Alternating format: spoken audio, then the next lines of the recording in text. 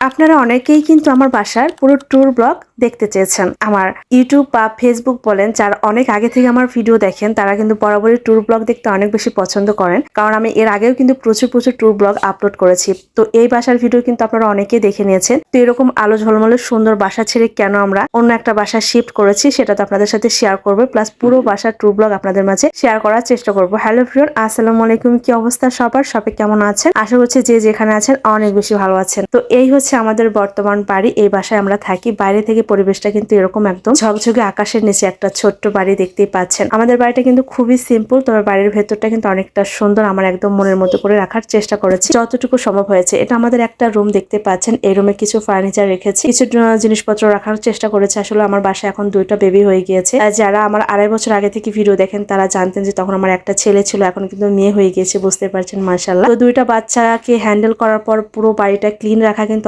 অনেক বেশি কঠিন। অনেকেই কিন্তু আমাকে বলেন যে আপু, ছোট ছোট 2টা বাচ্চা থাকা সত্ত্বেও আপনি কিভাবে এত সুন্দর করে বাড়িঘর গুছিয়ে রাখেন? আসলে গুছিয়ে রাখতে হয়, যেহেতু আমি একজন ব্লগার, অনেক বেশি কষ্ট হয় জানি। যেহেতু আমার বাসায় কোনো রকম কাজের মানুষ কিন্তু বর্তমানে নেই, সবটা আমাকে হ্যান্ডেল করতে হচ্ছে। এর জন্য কিন্তু গোছানো অনেক বেশি কষ্ট। দেখা যাচ্ছে আমি এইদিকে গোছাচ্ছি, ওই ফাঁকে কিন্তু আমার মেয়ে বা ছেলে এসে একদম নোংরা করে চলে যাচ্ছে। তো আমি প্রত্যেকটা রুম আপনাদেরকে একটু ঘুরে ঘুরে দেখানোর চেষ্টা করছি, অত ডিটেলস বলছি না, কারণ জাস্ট আমি একটু কথা বলছি। তো দেখতে পাচ্ছেন এটা আমাদের আরেকটা রুম। তো এই রুমটা হচ্ছে যে বিশাল করে লম্বা, প্রত্যেকটা রুমে কিন্তু অনেক লম্বা লম্বা আমাদের বাসা। যদিও এটা একটু গ্রাম সাইডে বাড়ি, বুঝতে পারছেন যাদের বাড়ি কিনেছে তারা কিন্তু আগে যেহেতু বাড়িটা করেছে প্রচুর বড় বড় রুম করেছে, যার জন্য এখানে এসে দেখা যাচ্ছে আমাদের সবটা প্রসেসিং করতে অনেকটা দেরি হয়েছে। আসলে ফ্ল্যাট বাসার সিস্টেম একরকম, আর টিন শেড বাড়ির সিস্টেমটা কিন্তু আরেক রকম। তারপর নিজেদের থাকার জন্য যতটুকু সুন্দর করা যায় ততটুকু কিন্তু সুন্দর করার চেষ্টা করেছি। পুরো বাড়িটা কিন্তু ওয়ারিং করেছি, একদম আমার মনের পছন্দসই হচ্ছে। কালার করেছি, পুরো বাড়ি সিলিং করে নিয়েছি, অ্যাটাচড বাথরুম করেছি, আমার সবচাইতে প্রিয় কিচেন রুম করেছে, যেটা আপনারা সবসময় দেখতে পারেন, কারণ আমি রান্না বান্নার ভিডিও কিন্তু বেশি শুট করে থাকি। তো এই কিচেন রুমটা কিন্তু বরাবর আপনারা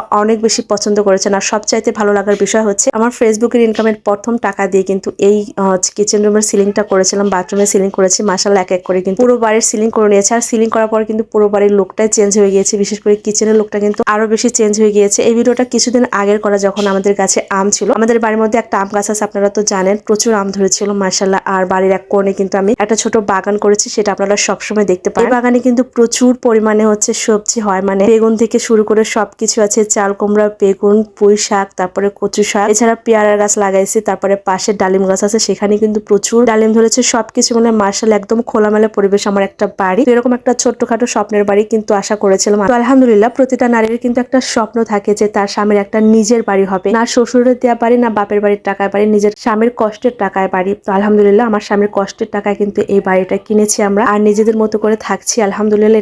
এতে আমি অনেক বেশি হ্যাপি, অনেক বেশি সন্তুষ্ট। আল্লাহ যদি চায় তাহলে আমরা কিন্তু এই জায়গায় অথবা অন্য কোনো জায়গা খুব সুন্দর আর একটা বাড়ি করবো, এরকম প্ল্যান আছে। তবে আপাতত কিন্তু আমরা এখানে থাকছি। বাচ্চা কাচ্চা বড় হওয়ার পর, বিশেষ করে তাদের স্কুলের জন্য হয়তো আমরা কখনো কোনো কিছু চেঞ্জ করে নিতে পারি বা কোথাও চলে যেতে পারি, তখন তো আপনারা দেখতে পাবেন যদি ব্লগিং সেক্টরে থাকি।